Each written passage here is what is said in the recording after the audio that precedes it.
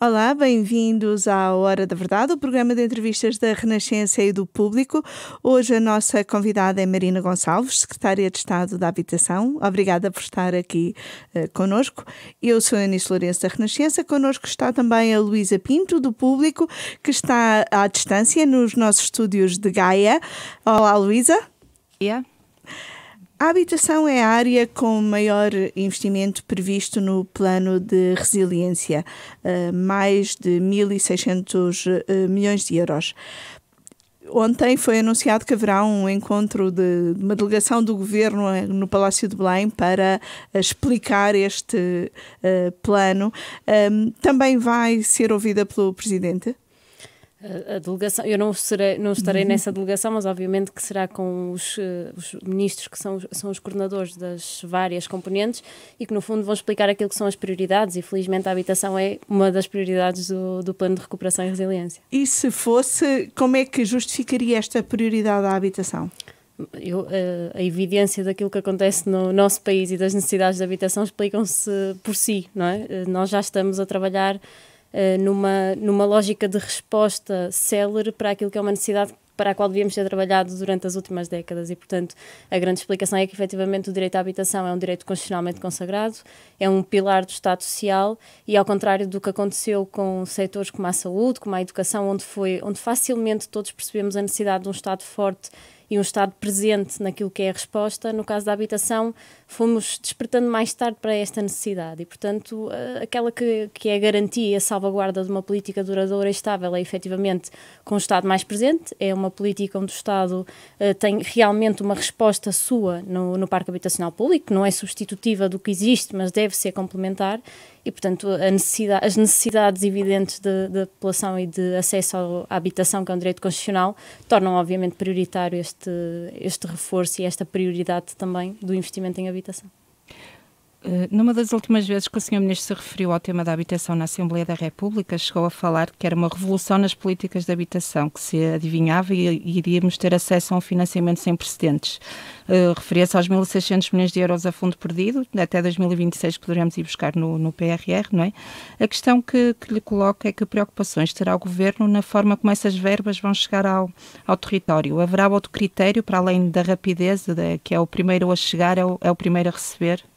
Nós temos necessariamente de ter essa preocupação. A coesão territorial está assente nos nossos instrumentos, quando nós criamos os instrumentos de política de habitação, seja o primeiro direito que estamos aqui a falar, mas mesmo os outros instrumentos, tem que haver uma distribuição territorial, até porque o problema e o acesso à habitação, aliás, o acesso à habitação deve ser generalizado à população, independentemente de ser nas áreas urbanas ou não, e obviamente tendo em conta também aquilo que são as necessidades e as respostas que depois cada região em concreto carece. Mas quando nós falamos que no âmbito do primeiro direito e do PRR nós temos quem chegar primeiro tem acesso aos 100%, sendo obviamente esta uma das componentes importantes, tem que haver necessariamente uma lógica de coesão territorial e nós vamos regulamentar aquilo que é o período do PRR enquadrado no programa, mas sem prescindir do programa como ele hoje está construído e, portanto, vai ser nesta junção da necessidade de executar até 2026, porque temos que executar e entregar casas, as 26 mil casas às famílias até julho de 2026, temos que enquadrar e compatibilizar, obviamente, com uma preocupação de coesão territorial e, aliás, o Sr. Ministro já o disse também na mesma audição no Parlamento, que tem que ser compatível e temos que garantir este equilíbrio de soluções e de prioridades. Portanto, o PRR pode ser usado aqui nas políticas de habitação também para ajudar a equilibrar o país? Sim. Como? Aqui, nós, quando falamos das necessidades de habitação, quando falamos das áreas metropolitanas, falamos muito da pressão dos preços do mercado e deste desequilíbrio entre os preços e o rendimento das famílias.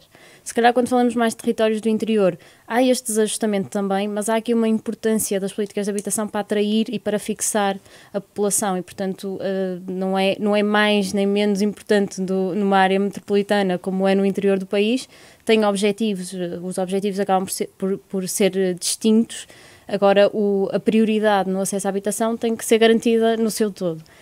para chegar a estes fins, e porque nós, obviamente, quando falamos de coesão territorial, não pode ficar apenas no nosso discurso, temos que criar políticas para que isso aconteça. E se eu não tiver acesso à habitação nos territórios de baixa densidade, efetivamente não vou conseguir fazer depois uma política conjunta com outras áreas, obviamente, do emprego, da educação, daquilo que são as condições para uma família se fixar nestes territórios, mas a habitação tem um papel imprescindível e, portanto, os nossos instrumentos têm que ter isso em conta. Para a execução dessa componente do PRR, está-se muito dependente das estratégias de habitação local que estão a ser elaboradas pelas câmaras municipais, não é?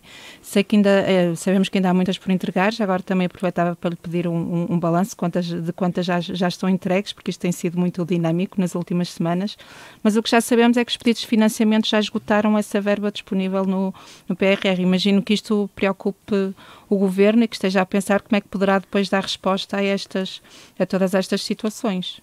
Começando pelos dados, pelo ponto de situação atual, nós temos 34 acordos de colaboração assinados, portanto são 34 municípios que têm as suas estratégias locais de habitação entregues e validadas e, portanto, estão em condições de assinar os acordos de colaboração, que no fundo é o primeiro passo para o financiamento das soluções habitacionais, seja ela reabilitação, construção ou aquisição, e em alguns casos arrendamento também, embora em menor escala.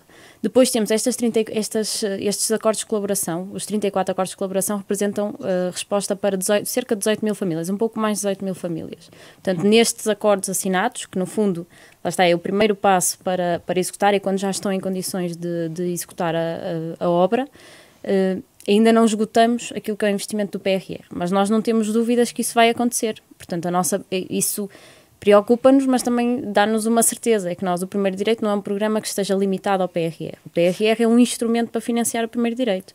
E, portanto, com aquilo que é o levantamento inicial das 26 mil famílias, foi o que teve na base daquilo que é o investimento no PRR, que tem que ter uma base muito realista, mas não é um limite para aquilo que é o investimento no âmbito do Primeiro Direito. Necessariamente nós temos que continuar o programa. Essa é a garantia que demos, que nós íamos mitigar ou acabar com as carências habitacionais através deste programa. Os municípios estão a fazer, obviamente, um levantamento mais fino e o financiamento depois terá que ser encontrado entre o PRR, que obviamente é aqui assim uma alavanca muito importante para os próximos anos, e com a certeza que obviamente que este programa não terminará em julho de 2026, continuará, até porque as estratégias, muitas delas ainda estão a ser feitas. Nós temos 122 municípios que estão a trabalhar nas suas estratégias, mas ainda não as entregaram, e os municípios que não estão identificados junto do IRU não quer dizer que não estejam a trabalhar nas suas estratégias, mas aliás, a maior parte dos municípios estão efetivamente a trabalhar nas suas estratégias, mas vão acabar por entregar, e este prazo de julho de 2026 não é o prazo do final do Primeiro Direito, é o prazo do final do financiamento via PRR. Outras fontes de financiamento terão que ser encontradas para salvaguardar o cumprimento daquilo que é um programa que criamos. Eu tinha uma curiosidade, acho que será só teórica, mas poder-me responder. O Governo tem dito que é o poder local que conhece o território, os seus problemas, e tem que ser ele a desenhar as estratégias e a identificar as necessidades e pedir soluções.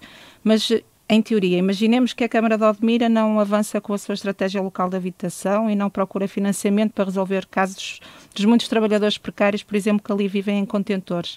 O Governo pode intervir? Gostava de perceber melhor a relação entre o IRU e o Governo, não é? E as câmaras municipais. Isto é uma dialética ou são as câmaras que desenham tudo de raiz, sabendo nós que os técnicos são diferentes, as preocupações são diferentes? Como é que isto tudo pode ser nivelado, vamos dizer assim?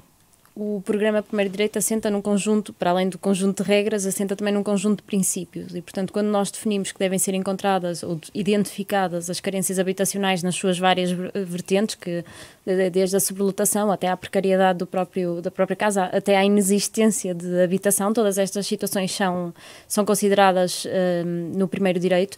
Quando nós estabelecemos estes princípios e estabelecemos que isto deve ser identificado, obviamente que isto pressupõe que o IRU, na avaliação que faz com o município, avalia se as mesmas estão identificadas. Obviamente que nós não temos a capacidade de identificar família a família aquelas que estão ou não consideradas na estratégia, mas há situações, como a que falava, que têm uma dimensão que é conhecida e como essa temos outras situações que obviamente que estão na nossa preocupação quando analisamos, leia-se IRU, quando avalia a estratégia local de habitação, e esse trabalho é realmente um trabalho contínuo.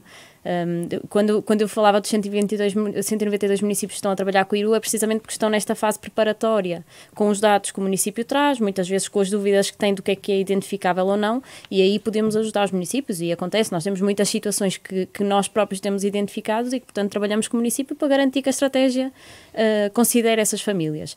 E, para além disso, a estratégia local de habitação não é imutável. A partir do momento em que é entregue até ao momento, até à sua execução ou finalização, ela pode ser alterada, atualizada, se efetivamente identificarmos que há famílias que não estão consideradas. Portanto, isto é realmente um trabalho conjunto. É importante garantir que o município faz esse levantamento e é importante garantir que, se o IRU identifica que há famílias que não estão e deveriam estar, que efetivamente elas entram dentro da estratégia local de habitação.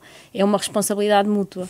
Mas há aqui uma série de casos de carência habitacional pelo menos à volta de Lisboa, em que uma parte provavelmente já não nos podemos chamar bairros de lata, mas são bairros um bocadinho precários, que tradicionalmente pertencem a câmaras tradicionalmente comunistas, Seixal, Almada, que hoje em dia é do PS, mas foi muito tempo do PCP, Loures, e os autarcas do PCP dizem muito, e já disseram aqui na Renascença em vários debates, que a habitação é competência do poder central. Sendo assim, o que é que o Governo está ou não a fazer em relação a bairros como o Jamaica, o Segundo Torrão, a Quinta das Lagoas, a Quinta da Fonte? Estas situações que nós temos identificadas, no caso, dando o exemplo do bairro da Jamaica, o bairro da Jamaica até tinha um protocolo, havia uma vontade também do município de resolver aquela situação, conhecendo bem as diferenças de pensamento. A verdade é que o município, mesmo antes do financiamento a 100%, quis celebrar um acordo para resolver a questão do bairro da Jamaica, estava enquadrado noutro instrumento que era o Prohabita, e agora vai transitar para o primeiro direito, por acordo, é muito recente, fizemos um acordo precisamente para transitar para o primeiro direito, também para dar resposta àquela que é uma preocupação dos autarcas do PCP, do PCP, que é efetivamente, pelo menos, que a responsabilidade do financiamento que seja do Estado Central. Nós, no PRR, temos a capacidade de financiar a 100% e, portanto, estamos aqui a dar uma resposta também importante, que no fundo vai ao encontro dessa preocupação e ajuda-nos também a resolver problemas. Mas essas são as típicas situações que estão identificadas, que nós conhecemos. Mas essas e, portanto, diferenças de pensamento que reconhecem existir também dificultam a agilização do processo. Dificulta, mas a verdade é que nós temos estado, não há mesmo aqui uma falta de articulação, e dentro da dificuldade que há por pensarmos de forma diferente em alguns instrumentos, depois vamos encontrando estas formas de adaptar. Tendo um instrumento como o PRR, promover o financiamento a 100% vai ajudar a encontrar esse tal ponto de equilíbrio. Obviamente que com alguns municípios, e não é só um pensamento dos municípios do PCP, há situações de municípios que também não têm capacidade por si de financiar algum tipo de soluções habitacionais, e efetivamente o Estado Central também tem uma responsabilidade nestas políticas, por isso é que há este financiamento por parte do Governo, porque não devemos também dizer que é só uma responsabilidade dos municípios, deve ser aqui um trabalho conjunto. O PRR vem realmente dar-nos aqui assim uma vantagem naquilo que são as soluções e naquilo que é o trabalho com os municípios, porque facilita, obviamente, a entrega das estratégias quando o financiamento é a 100%. O PRR também prevê o plano de alojamento urgente e temporário. Eu penso que já foi alguma parte aprovada em Conselho de Ministros. O que é que está a ser feito neste momento? Aquilo que já hoje existem respostas de alojamento de emergência, mas são respostas muito estruturadas. Nós temos respostas dos municípios, respostas protocoladas com o IRU naquilo que é o seu parque habitacional, respostas com o terceiro setor, tudo muito estruturado. A ideia que está subjacente à criação desta bolsa é precisamente identificar todas as respostas que já hoje existem, promover o financiamento para reforçar as respostas em mais cerca de 2.100 fogos pelo país, e no fundo criar uma rede integrada. Há mesmo a lógica, é uma lógica de sinergia para poder haver também uma rotatividade nas soluções de emergência. Nós aprovamos há cerca de 3 semanas o decreto-lei que no fundo vem criar a base legal para estes instrumentos, que vem criar, por um lado, as regras de financiamento para este período do PRR, vem criar a plataforma que vai gerir gerir as casas que entretanto entrem para a Bolsa. As casas hoje, aqui pode haver também lógicas diferentes de unidades residenciais, porque estamos a falar sempre de necessidades temporárias, embora obviamente garantindo a dignidade. Para quem nos ouve perceber um bocadinho melhor, que tipo de necessidades estamos a falar? Nós estamos a falar de situações muito diversas. Falamos de pessoas em situação de sem-abrigo, falamos de catástrofes naturais, de uma pandemia, falamos de situações dessas, falamos de vítimas de violência doméstica, vítimas de tráfico de seres humanos, falamos de migrantes, questões, os fluxos migratórios para os quais não temos respostas temporárias, e necessariamente esta resposta, esta questão é importante. A Bolsa pretende criar este elo de ligação entre a solução de emergência que temos que criar e depois, obviamente, uma solução de transição e de autonomização, muitas vezes dependente, obviamente, de respostas públicas consoante os rendimentos, e outras vezes de autonomização e de criação de respostas fora daquilo que é a habitação pública, por capacidade também das pessoas. Mas, no fundo, esta era a resposta que ainda não tínhamos de forma estruturada e que é a primeira resposta da habitação que é preciso criar e que, no fundo, esse é o objetivo da Bolsa, obviamente aproveitando o PRR também para reforçar os instrumentos que são verdadeiramente escassos para aquilo que são as necessidades que temos. Na versão do PRR que foi apresentada, não é? Falava-se também na possibilidade de ir buscar 1.400 milhões de euros em empréstimos também para a habitação, neste caso para o arrendamento acessível, não é? Para dar resposta às dificuldades no acesso à habitação a famílias que têm rendimento. Primeiro gostava de confirmar se mantém essa verba. Nós ainda não conhecemos a versão final do plano, não sei se houve alterações nesta componente também dos empréstimos. E depois perceber melhor em que é que vai ser aplicada este financiamento, em que tipo de empreendimentos, edifícios, se é para reabilitar património do IRU, que o Governo também já se comprometeu a fazê-lo até ao final desta legislatura, a fazer a reabilitação integral, ou se é para avançar com a Bolsa Pública de Imóveis. Na componente de empréstimo que nós ainda estamos a avançar, o PRR ainda não está aprovado, mas portanto no nosso documento continua a ser uma das nossas prioridades. Há uma componente de empréstimo em duas vias. Há 774 milhões de euros para o arrendamento acessível e há depois 375 milhões de euros, salvo erro, para o alojamento estudantil. Portanto, para respostas aí, o objetivo é criar 15 mil camas com a verba do alojamento estudantil. Especificamente, obviamente, para residências. Depois, na perspectiva do arrendamento acessível, nós continuamos a priorizar o arrendamento acessível, até porque é um dos 3 ou 4 grandes instrumentos de política pública que estamos a construir, e é para financiar, efetivamente, a Bolsa de Imóveis para arrendamento acessível, o que está no Decreto-Lei 82/2020. Portanto, é para financiar a reabilitação, a construção daquilo que é o património que já está hoje na esfera do Estado e que agora, aquele que tem aptidão habitacional, vai ser utilizado para políticas públicas. A par com este instrumento, com outras fontes de financiamento fora do PRR, vai ser reabilitado o património já existente na esfera do IRU. Portanto, são 2 programas diferentes.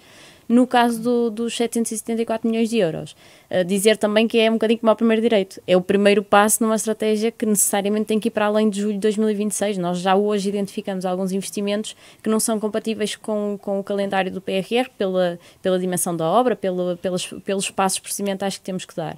E, portanto, este é, obviamente, um grande instrumento para iniciar esta bolsa e este trabalho com os imóveis já identificados, mas é necessário, obviamente, criar uma política aqui de médio prazo com outras fontes de financiamento que terão de ser encontradas no futuro. Deixe-me só esclarecer aqui uma coisa. A Bolsa de Arrendamento só vai para a frente se houver os 1.400 milhões de empréstimo ou é independente se não se avançar na componente de empréstimo, não é? Porque o PRR, no caso da habitação, tem os 1.600 milhões previstos e os eventuais 1.400 de empréstimo.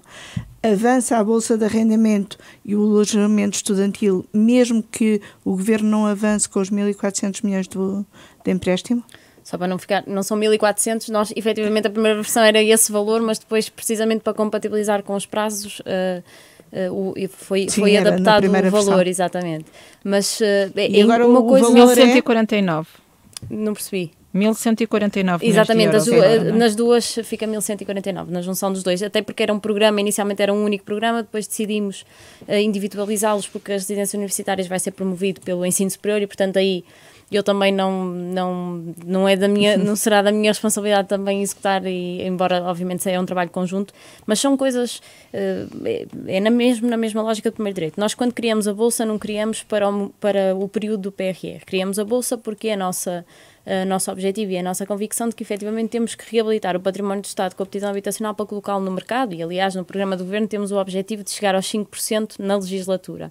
E, portanto, se o PRR não tiver financiamento para o arrendamento acessível, outras fontes de financiamento terão de ser encontradas e, obviamente, que não é um trabalho que não estamos à espera que acabe o PRR para pensar em alternativas. Esse é um trabalho que nós vamos fazendo, até porque, mesmo que não seja uma alternativa, terá que ser complementar nos próximos anos e, portanto, não vamos desistir do objetivo se não houver componente de empréstimo no PRR, pelo contrário, teremos essa salvaguarda de encontrar instrumentos, obviamente, alternativos, e existem. Voltando ainda aqui à questão dos edifícios e do património do Estado, já está feito por completo o inventário. Há uns meses o ministro Pedro Nuno Santos anunciou esse inventário, assumindo que não havia muita noção de qual é exatamente o património. Haverá cerca de 730 mil casas vazias no país, muitas das quais no Estado. Esse inventário está avançado, está feito? O inventário está a dar os passos iniciais, como qualquer processo que... Nós temos um inventário do património do Estado do CURA, agora o inventário de que falava o Sr. Ministro era o inventário do património com aptidão habitacional. Nós, ontem, foi colocada na plataforma, no portal da habitação, a plataforma que permite às entidades públicas inscrever aquele que é o património que está devoluto e que tem aptidão habitacional. Obviamente que carece sempre de uma avaliação do IRU depois se tem efetivamente aptidão habitacional, se tem capacidade construtiva, há todo um conjunto de passos que têm que ser dados, mas é um processo em contínuo. Portanto, os primeiros passos da assinatura de protocolos com o IRN, com a Autoridade Tributária, com a DGTF, para acesso às suas plataformas de dados, estão praticamente finalizados. A plataforma online foi ontem posta à disposição no portal da habitação e, portanto, não estando finalizados, demos os passos importantes para agora conseguir ser mais fácil acelerar o processo de identificação. Mas isto é um processo em contínuo. O inventário, a ideia do inventário é efetivamente atualizar anualmente o património, até porque muitas vezes, muitos deste património vai... Para sair da esfera do Estado, agora aquilo que tem aptidão habitacional passa por nós, mas também há património que entra na esfera do Estado e, portanto, este inventário tem necessariamente que ser um processo contínuo. Obviamente que este primeiro ano vai ter uma identificação superior daquilo que é o património, porque é natural, porque hoje não temos essa base de dados, mas depois teremos que ir atualizando o inventário. Mas este é o passo. Neste momento estamos já demos estes passos que são obviamente fundamentais. Isto não prejudica o trabalho que estamos a fazer em paralelo com determinados imóveis que vamos identificar, nomeadamente na linha de infraestruturas militares, até de outras entidades públicas que identificamos património. O inventário vai nos ajudar, vai acelerar esta identificação do património e está a ser feito. E acredita que ainda vai ser possível colocar fogos no mercado ainda nesta legislatura? Com base neste património? Tenho que acreditar e ter a convicção que vamos colocar os fogos no mercado ainda nesta legislatura. Mas serão poucos? Na legislatura... Qual é a sua previsão? Nós temos a calendarização feita com o calendário do PRR, daquele que é o património que já temos, portanto, até julho de 2026, mas nós temos 6.800 fogos previstos até julho de 2026. Eu não lhe vou dar assim um dado, são 5.000, 4.000 até 2024, porque o pior que podemos fazer é criar a expectativa de um número que depois não se concretiza, mas a verdade é que nós temos uma parte substancial destes fogos, nós queremos entregá-los até ao final da legislatura.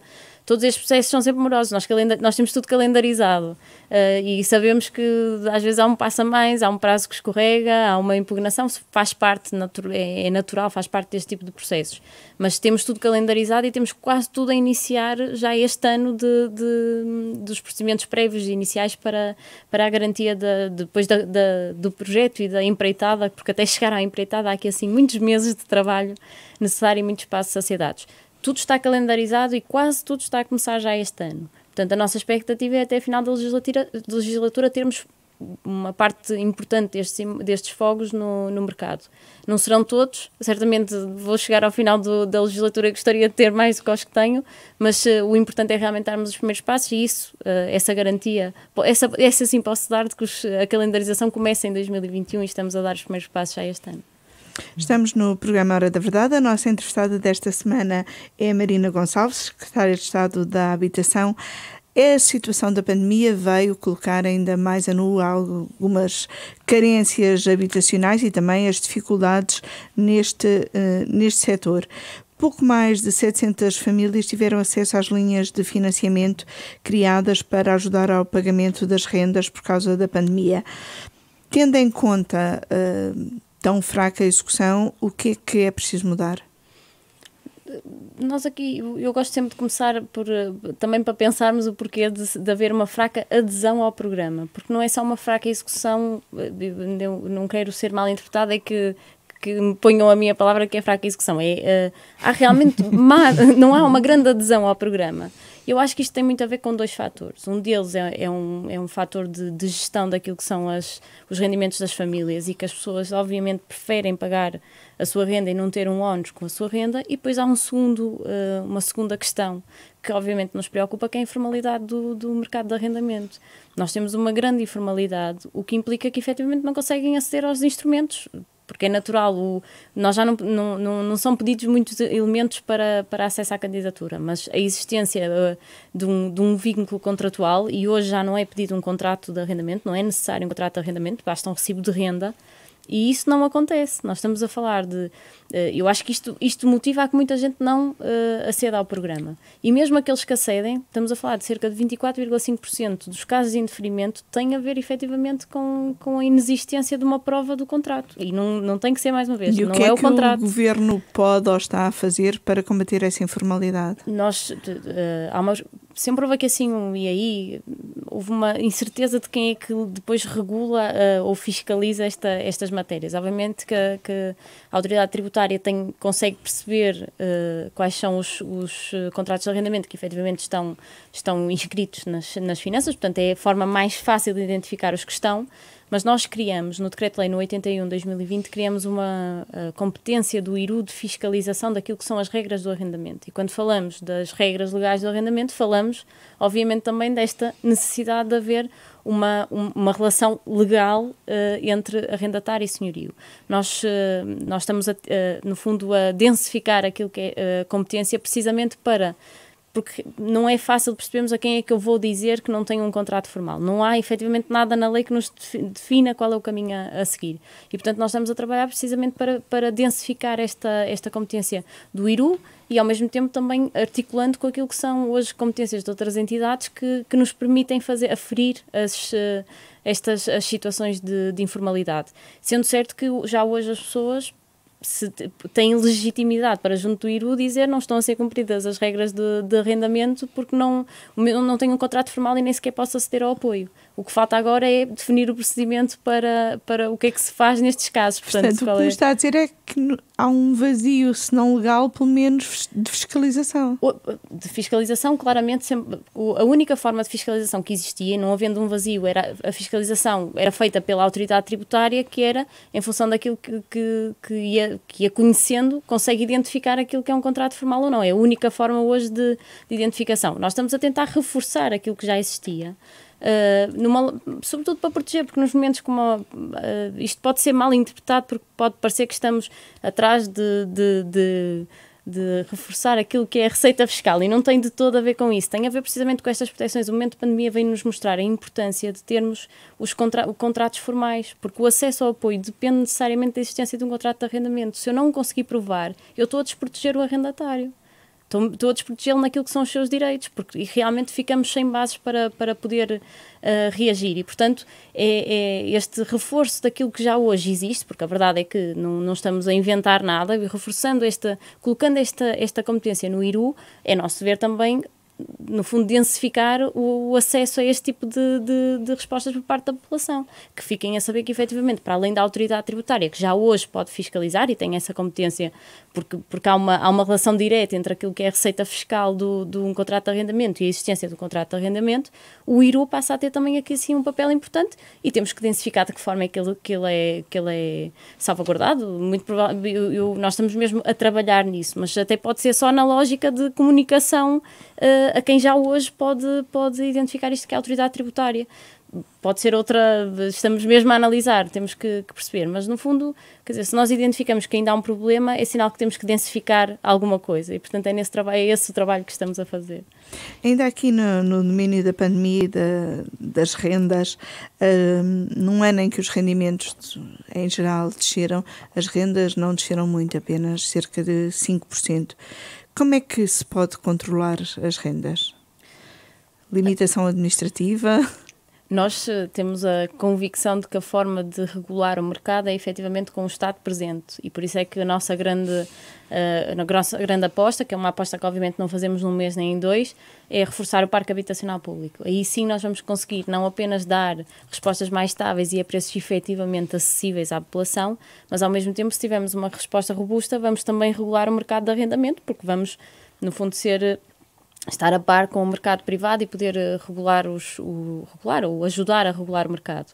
Há depois um conjunto de instrumentos que nós fomos criando, a par com instrumentos também dos municípios, para tentar também contrariar esta tendência, nomeadamente com o programa de arrendamento acessível, que é promovido centralmente pelo Governo, mas também por programas dos municípios, que alguns deles até são financiados via primeiro direito, como o Arrendar para Subarrendar.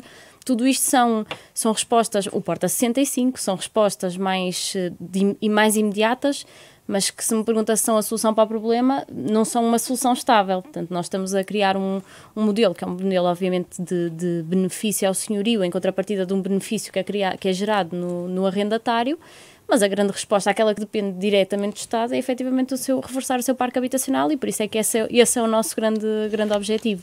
É um objetivo que, sendo realistas, não se constrói de um dia para o outro. É importante há aqui um trabalho importante. E também é através desse reforço do Estado que se pode vir a baixar o valor das casas, porque no ano de pandemia, como é que se justifica que o valor das casas não tenha descido?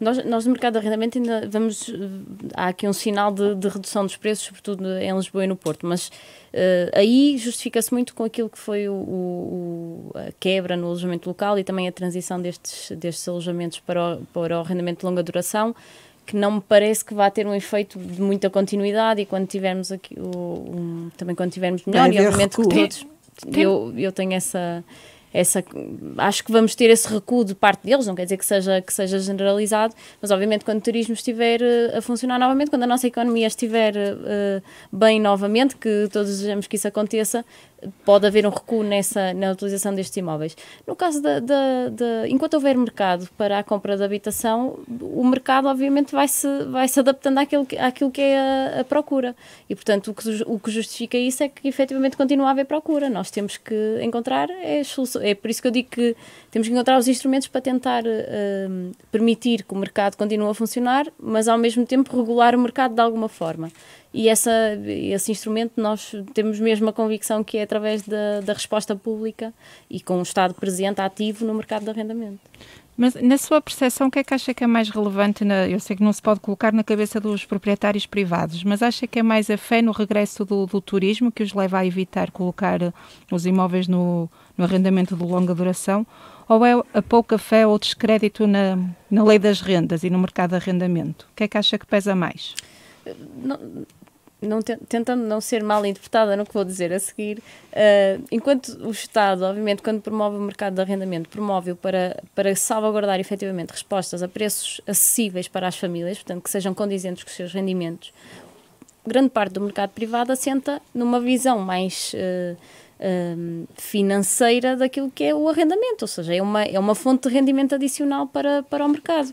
Eu não estou a dizer que isso é errado, por isso é que eu dizia para não ser mal interpretada. Não estou a dizer que é errado, não são os privados que têm que fazer política pública de habitação, obviamente, mas isto faz com que onde é que se consegue gerar mais rendimentos? Efetivamente, no alojamento local consegue-se criar mais rendimentos do que no arrendamento tradicional, porque o arrendamento tradicional, ainda que esteja com preços muito divergentes daquilo que são os rendimentos das famílias, continua a ter respostas, procura para rendas muito elevadas. E, portanto, quer no alojamento local, quer no arrendamento a preços bem mais elevados do que aquilo que é o preço acessível usando até como referência o programa de arrendamento acessível, são respostas mais atrativas para os senhorios e, portanto, eu não tenho dúvidas que este seja o grande motivo quando um privado está a arrendar imóvel, não está a fazer política pública de habitação, nem tem que o fazer, está a criar uma primeira fonte de rendimento para si e para a sua família.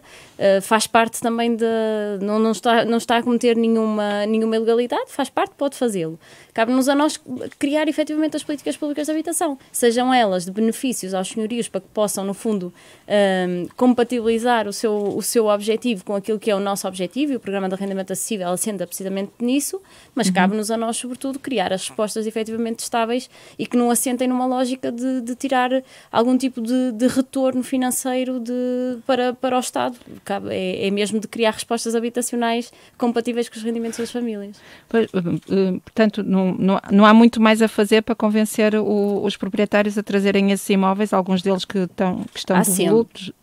Há sempre trabalho a fazer numa lógica, obviamente, de colaboração, que eu acho que o objetivo é sempre de colaborar. Quando se criam instrumentos de incentivo é para colaborar. E há sempre forma de continuarmos a trabalhar, e esse é o nosso objetivo e é o princípio com que trabalhamos.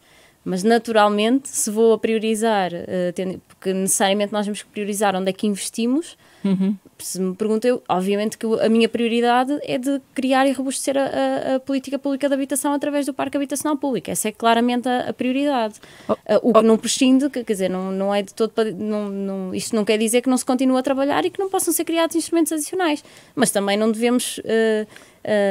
esquecer que temos instrumentos importantes criados e que obviamente é preciso continuar a fomentá-los, é preciso continuar a dá-los a conhecer. São programas novos e carecem sempre deste trabalho de conhecimento, de perceber como é que funciona, como é que há esta interação entre o senhorio e o arrendatário, nomeadamente no programa Arrendamento Acessível, mas no Porta 65, estes instrumentos no seu conjunto são instrumentos que ainda vão dando respostas também no mercado privado. Naturalmente não é prioridade. Pois era isso que eu queria perceber. Não sei se podemos dizer que desistiram do programa de arrendamento acessível ou do FEN, não, de todo. Como do Fundo Nacional de Reabilitação do Edificado, mas claramente não são as apostas prioritárias. Eles não são descontinuados, ficam a correr sozinhos, mas a aposta do Governo é para outros programas, nomeadamente para o Parque Público de Habitação. Nós temos que... não desistimos, portanto, que fique claro que não desistimos dos programas, são todos eles importantes e todos eles têm um momento e um foco na sua execução. Eu já o disse aqui, que nós temos, obviamente, uma resposta a médio prazo que queremos construir e há um conjunto de instrumentos que criamos a curto prazo para dar resposta no mercado como ele está hoje, porque não conseguimos, obviamente, reabilitar património de um dia para o outro. E criamos instrumentos como o Programa de Arrendamento Acessível, que é importante. Nós dizemos assim, tínhamos uma expectativa mais elevada, nós falávamos de números superiores aos que temos hoje, é evidente, mas nós vamos vendo a evolução. Há um mês para cá, nós temos mais cerca de 70 contratos assinados no âmbito do Programa de Arrendamento Acessível. Isto é importante, são 70 famílias adicionais, portanto temos 414 contratos assinados. É importante. Nós temos 20 mil jovens que acederam ao Porta 65 em 2020, portanto há 20 mil jovens que têm rendas mais baixas num programa que no fundo tem a articulação com o senhorio, e temos esses jovens com preços acessíveis a poderem autonomizar-se, a poderem estudar. Portanto isto são instrumentos importantes. Seria errado qualquer um de nós dizer que desistimos de um programa, que é um fracasso, um programa que realmente dá resposta a estas pessoas. Se temos uma ambição de chegar a mais gente, temos, obviamente que temos. Se achamos que o programa de arrendamento acessível pode continuar a ser trabalhado, obviamente que deve continuar a ser trabalhado e nós vamos fazendo. Ainda há pouco tempo fizemos uma alteração àquilo que é o modelo de funcionamento da tecnicidade do programa, precisamente para o tornar mais célere, porque na prática, com o pouco tempo que tem o programa, percebemos que ele assim criava uma burocracia que não era desejável. Portanto, não desistimos destes programas. Há efetivamente uma prioridade. Há efetivamente uma prioridade no Parque Habitacional Público e essa deve ser a nossa resposta central e esse é o nosso foco. Nós temos necessariamente que criar, quando criamos políticas públicas, temos que criar também as nossas prioridades de resposta. E aqui tem focos muito diferentes. A resposta a médio prazo e uma resposta mais robusta é o Parque Habitacional Público, que é a grande resposta que dará realmente estabilidade nas políticas de habitação. obviamente que são necessários este tipo de programas. Pergunta-me se estou disponível para alterar. Eu em abstrato, estou sempre disponível para analisar qualquer programa e perceber como é que eu posso melhorar. Eu já disse isto noutros fóruns e digo novamente. Eu só não sei é como é que um programa que está assente na isenção dos impostos prediais, isenção total de imposto predial, como é que eu o torno mais atrativo do que isto? Porque eu já estou a dar uma isenção total daquilo que é o rendimento predial. Admito que nem eu sei como o tornar mais atrativo. Em abstrato, na teoria, eu estou sempre disponível para analisar melhorias do regime, não sei como é que torno mais atrativo um regime que por si já é efetivamente atrativo e que carece aqui de uma... Há aqui um processo natural de conhecimento do programa e de trabalho com as entidades para dar a conhecer o programa aos senhorios. Muitos senhorios não conhecem o programa, que é natural. É um programa relativamente novo. Precisamos, obviamente, desse trabalho. Não devemos um ano depois, considerar que o programa é um fracasso porque não chegamos aos números que queríamos. Temos outra ambição, temos naquilo que são os resultados. Mas também temos que perceber que há um processo natural de conhecimento do programa e depois, obviamente, de melhoria naquilo que achamos que tem que ser melhorado. Há quem defenda que o programa seria mais eficaz se tivesse como referência o rendimento das famílias, isto é, o rendimento de quem se está a candidatar ao alojamento, e não o valor de mercado do imóvel. Não sei se é sensível a este argumento ou se acha que ele poderia funcionar. Eu sou sensível a esse argumento se efetivamente estivermos a olhar para ele na lógica do arrendatário. Se for nessa perspectiva, eu percebo o argumento e percebo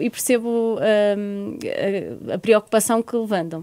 Se for ao contrário, já não percebo tanto, porque se eu estou a fazer uma política de arrendamento acessível olhando para um problema que tenho na sociedade e não para quem já hoje consegue encontrar respostas no mercado, aí não estaria a promover verdadeiramente uma política pública de habitação. Estaria a subsidiar um pouco os exatamente, não estaria... Sim, numa lógica não é de tanto subsidiação, é a minha preocupação, o meu receio é efetivamente estar a fazer uma política pública de habitação onde não estou a chegar a quem preciso de chegar, que é as pessoas que não conseguem encontrar respostas por si no mercado. Portanto, se eu não tiver essa preocupação e não tiver um programa construído para esse fim, efetivamente não estamos a cumprir o nosso objetivo. O nosso objetivo é claro, é permitir que todos tenham acesso ao direito à habitação. Uma pessoa que já hoje consegue aceder ao mercado como ele está, não é o meu foco de prioridade. Não quer dizer que eu não me tenha que preocupar, mas efetivamente tenho uma resposta, consegue encontrar resposta por si. Quem não consegue encontrar resposta é que deve ser a minha preocupação na construção das políticas públicas. E obviamente que esse é o objetivo. Mas só dar um dado que é importante relativamente ao programa de arrendamento acessível. Nós já hoje, eu penso que é 56%, exatamente, 56% dos contratos celebrados no programa de arrendamento acessível têm uma redução de renda que vai para além dos 20%. Portanto, o que diz a lei é que tem que estar pelo menos 20% abaixo daquilo que é o preço de mercado. E nós temos 56% destes contratos que têm uma redução superior a este fim, que vai até aos 40%. Isto é um dado importante, porque efetivamente nós não estamos a falar, não é uma utilização do programa só porque sim, nos 20%, tabelado nos 20%, mas temos realmente aqui assim um esforço também por parte dos senhorios de tentar enquadrar a renda efetivamente naquilo que é a capacidade também dos arrendatários, porque esse encontro depois é feito naturalmente entre senhorio e arrendatário, obviamente. Ainda neste período de transição e estando tantos alojamentos locais sem turistas, não é? Era a possibilidade de se encontrar respostas mais imediatas para o arrendamento de longa duração. Mas eu queria lhe perguntar se o Governo criou uma linha de 9 milhões de euros para apoiar a reconversão do alojamento local em arrendamento de longa duração nestes 2 anos. Não sei se teve alguma adesão. Não sei se tem noção de quanto é que foi essa transferência de imóveis que saíram do alojamento local para o arrendamento. Nós não temos noção dos números. Os programas, no fundo, o programa que o Governo criou foi de financiar programas municipais que precisamente fomentavam a transição do alojamento local para o arrendamento tradicional. Não tenho noção dos números de cada município, mas ainda houve um grande número de imóveis que efetivamente transitaram. Agora, nós estamos pendentes, nós criamos uma linha de financiamento aos municípios, portanto, estamos pendentes do trabalho com os municípios. Nós criamos o programa no final do ano, com os 9 milhões que estavam previstos, e, portanto, nós neste momento não temos nenhuma transferência feita de verba, mas estamos a fazer trabalho com os municípios precisamente para identificar o número de fogos que transitaram. Mas isto, lá está, é mais um incentivo que se vai criando, mais um programa de incentivo que vamos criando para apelar aos senhorios privados para promover políticas públicas de habitação. São programas, obviamente, são importantes, são instrumentos importantes, mas são sempre complementares. O Bairros Saudáveis, que foi outro programa criado no âmbito da pandemia, mostrou que, apesar de ter aparentemente sido desenhado para grandes áreas metropolitanas, mostrou que não era só nessas áreas que havia necessidade de habitação digna. 30% das candidaturas vieram de territórios de baixa densidade, onde vive só 20% da população. Como é que interpretou estes dados? Antes de mais, o Bairros Saudáveis tem uma componente que vai muito para além da habitação. Aliás, tem muito pouco de habitação, precisamente por ser complementar com outras dinâmicas. É muito importante nós, quando falamos de política de habitação, não achamos que estamos a fazer uma política realmente para as áreas metropolitanas. O direito à habitação e as necessidades de habitação são, efetivamente, necessidades de todo o território. As estratégias locais de habitação demonstram isso, a importância de fixar a população demonstram isso, a existência de carências habitacionais no país todo demonstram isso e, portanto, o Bairros Saudáveis é mais uma evidência que, efetivamente, há uma necessidade de encontrar respostas que garantam esta coesão territorial e uma resposta que seja capaz de chegar ao país todo. Isso é fundamental. Há, obviamente, nas áreas metropolitanas há outra noção, outra escala de necessidades, mas as necessidades são distribuídas territorialmente e, portanto, como é que interpreta esses dados? É uma evidência que, efetivamente, as políticas de habitação têm que ser políticas para o país todo e não para as áreas metropolitanas, como, aliás, nós, olhando para políticas das últimas décadas em que se centram muito nas áreas metropolitanas, esse até é nós usamos isso sempre como exemplo do que é que temos que mudar. Temos que fazer, efetivamente, políticas que cheguem a todo o território e isso é importante. E os bairros saudáveis vieram demonstrar isso mesmo, vieram demonstrar isso e vieram demonstrar também a importância de modelos em que a população tenha um papel ativo. O Bairros Saudáveis é um bom exemplo de como os projetos em que a comunidade se sente envolvida e cria a sua resposta, e isto pegando um bocadinho também nós temos muita vontade também de promover o modelo cooperativo, a habitação colaborativa.